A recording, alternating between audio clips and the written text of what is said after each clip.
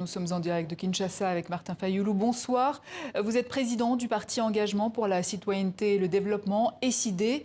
Un quart des électeurs seraient fictifs selon vous en RDC.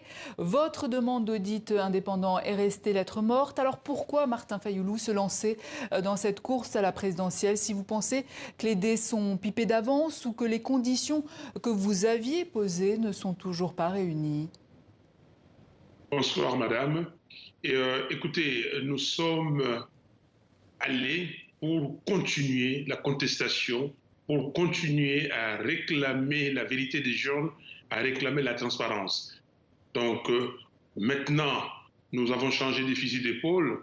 On va aller pour demander les comptages manuels et la publication des résultats bureau par bureau.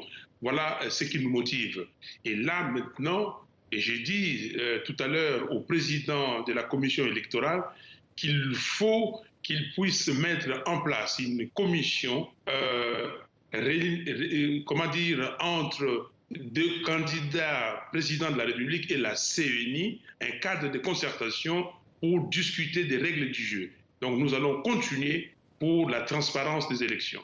Martin Fayoulou, vous aviez demandé au cadre de votre coalition, l'AMOUCA, de ne pas présenter de candidature au scrutin législatif et locaux. Mais si vous êtes élu, comment comptez-vous gouverner sans majorité élue, sans aucun député? Madame, il faut d'abord rectifier. Je n'ai pas demandé à mes cadres de ne pas se présenter. Nous avons pris une décision en tant que coalition, en tant que groupe politique. C'est le même groupe politique qui a dit faisons pression, demandons la transparence, demandons la fiabilité du fichier électoral. Et c'est ce même groupe qui a dit on n'a pas répondu favorablement à notre demande.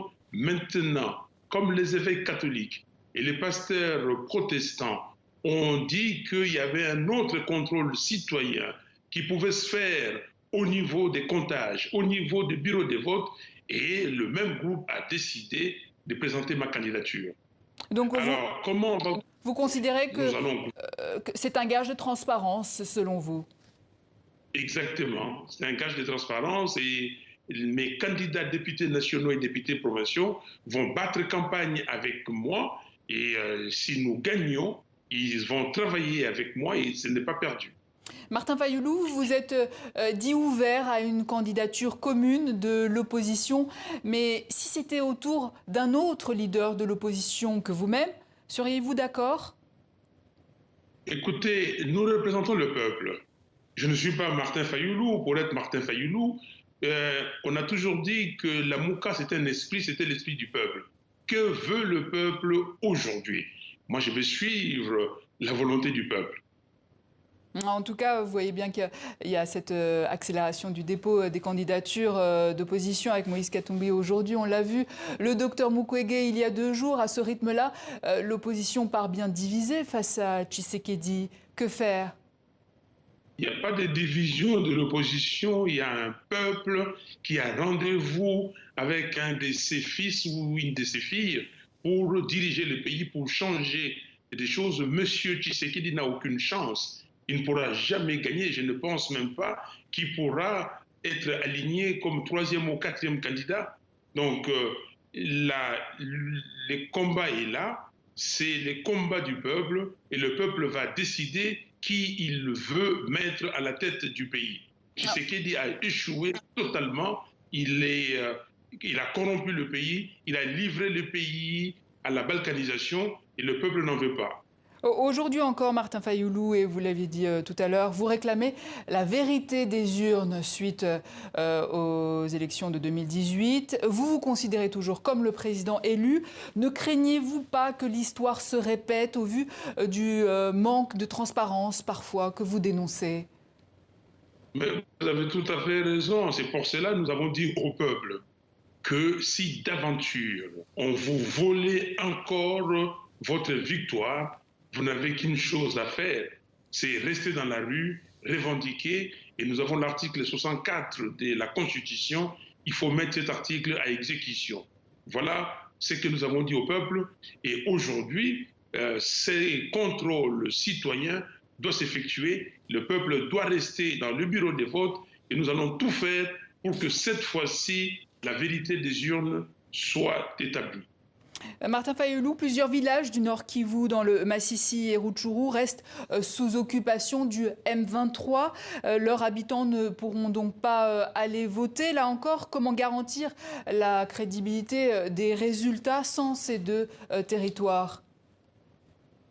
Ce n'est pas crédible. Nous ne pouvons pas aller aux élections sans Massissi, sans Rutshuru, s'il y a les Congolais doivent voter tous. Tout celui qui a la carte d'électeur, tout citoyen congolais doit voter. Donc il est établi qu'il faut tout faire pour que Massissi, Rutshuru et tous les territoires du Congo votent. Mais comment, au vu de la situation sécuritaire, comment voter? Mais c'est pour cela que je vous ai dit qu'il faut un cadre de concertation entre les candidats présidents de la République et la CENI, et ça va être élargi à d'autres institutions pour voir qu'est-ce qu'il faut faire. On ne peut pas laisser un pan entier de la République en dehors des élections. Vous savez qu'en 2018, Beni, Butembo et Yumbi n'ont pas voté, donc ils n'ont pas de président de la République. Ils ont fait ça en ces temps pour réduire les électeurs à ma faveur.